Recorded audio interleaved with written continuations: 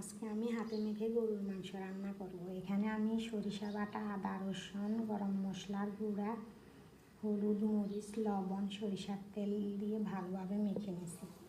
এখন এখানে দিয়ে দিব পেঁয়াজ রসুন। এই যে পেঁয়াজ, আস্ত রসুন,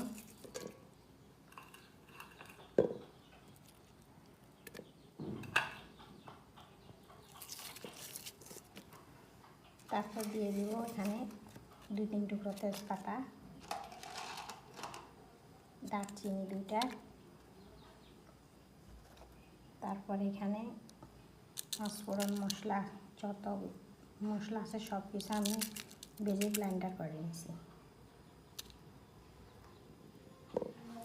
এভাবে হাতে মেখে আধা ঘন্টা রেখে তারপর রান্না বসা দিলে হয়ে যাবে।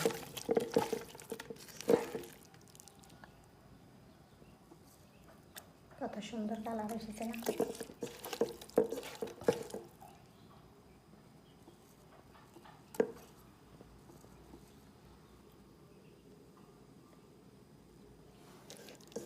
আস্ত রসুন দিলাম 2টা।